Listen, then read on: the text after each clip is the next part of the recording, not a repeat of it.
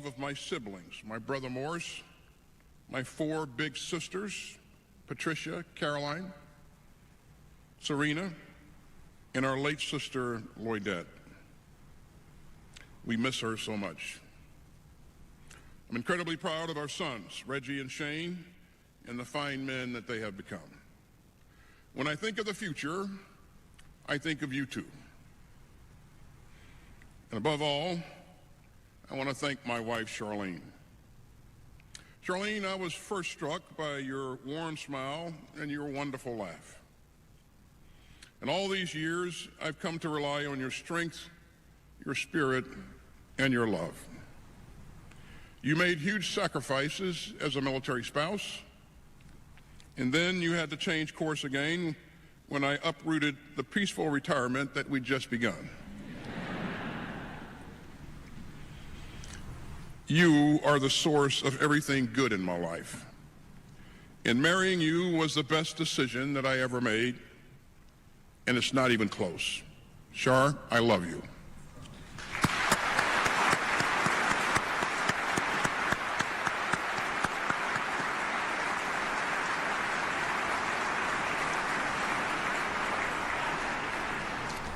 Above all, I want to speak to the troops today.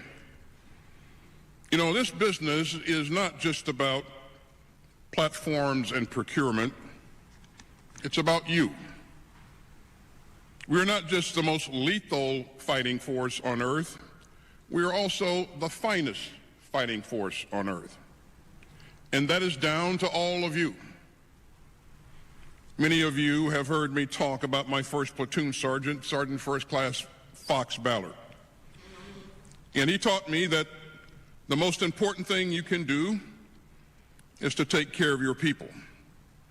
And that has always been my North Star. Our greatest strategic advantage will always be the talents of the American people. We don't lower our standards for our recruits. We take good people and make them even better. And those who want to join us must raise their game.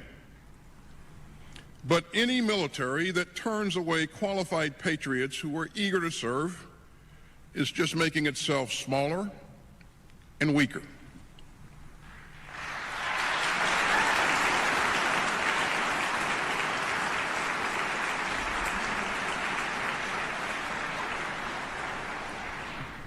Ladies and gentlemen, the power of the United States military flows from both our people and our principles. Our capabilities are unrivaled. Our platforms are unmatched.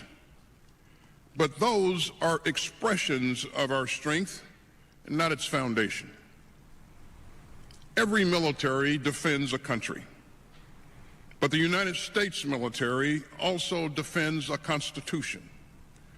Now, that isn't some side point.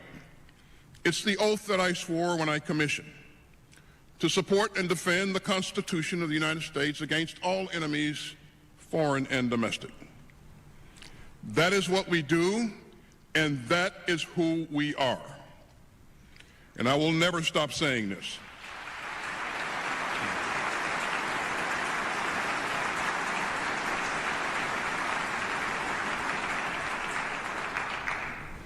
And we defend not just the American people, but also the American idea.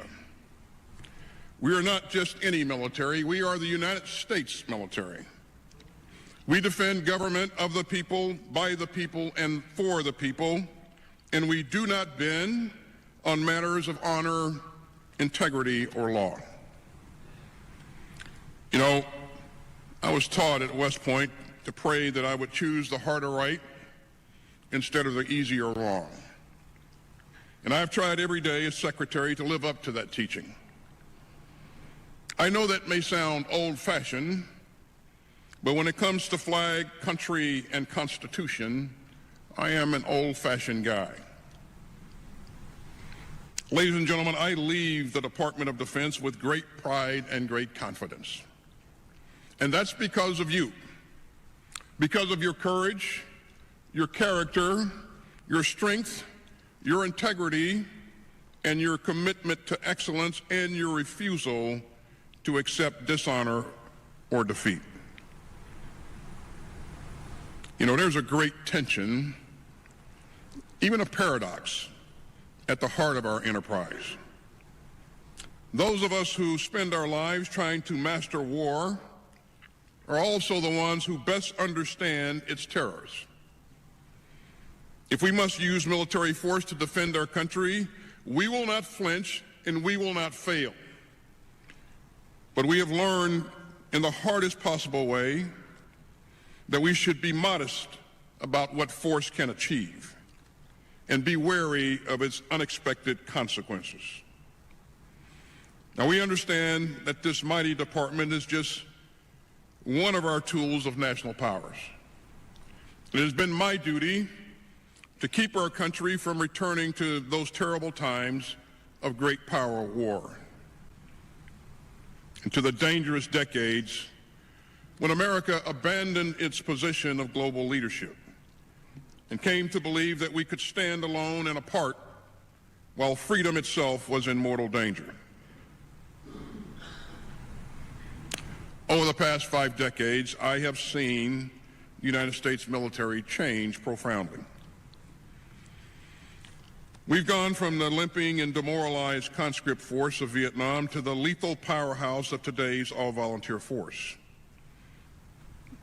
And because I served 3 long tours in Iraq and 1 in Afghanistan, I've had the privilege of having a front row seat at the greatest stage in the world. I've seen again and again what our fighting men and women will do for their teammates and for their country. And I've seen American troops do amazing things over and over again. And I know that you will continue to keep us safe and make us proud. You know, Omar Bradley used to keep a cartoon hanging over his desk at home. It showed an infantryman sitting with a rifle across his knees. And above him was a list of cutting-edge weapons.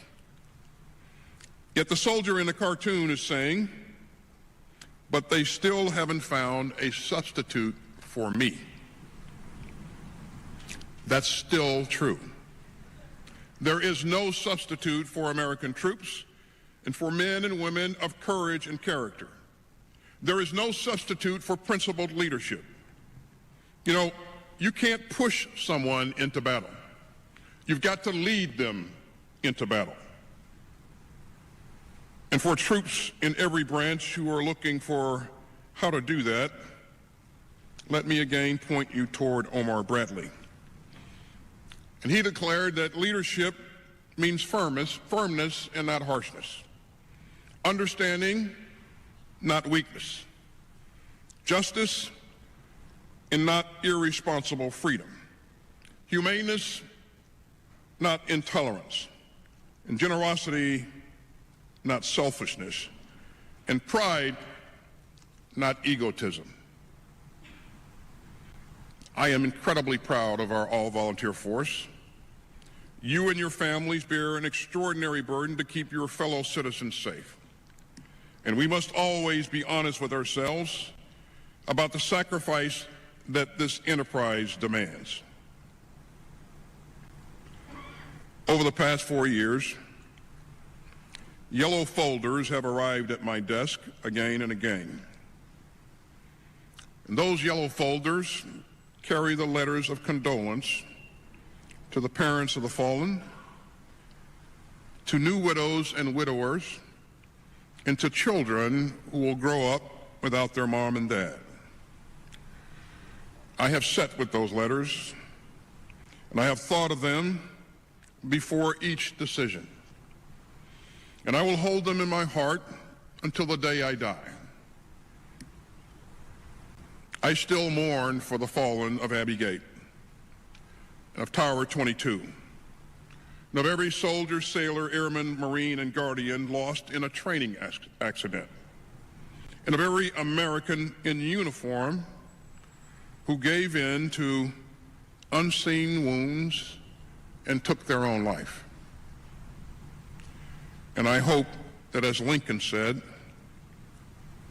we will all take increased devotion from these honored dead.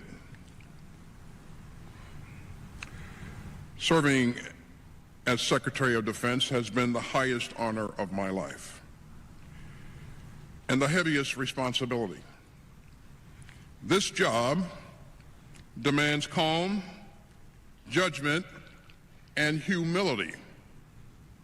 It tests you, it tempers you, and I shouldered it with a deep sense of resolve and duty.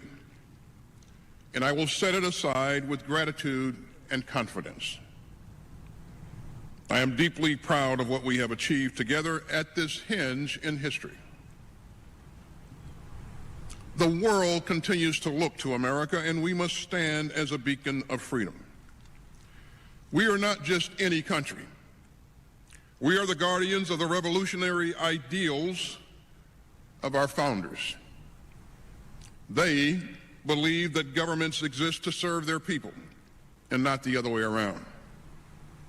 They believe that all human beings are created equal. And they believe that we are all endowed by our Creator with inalienable rights.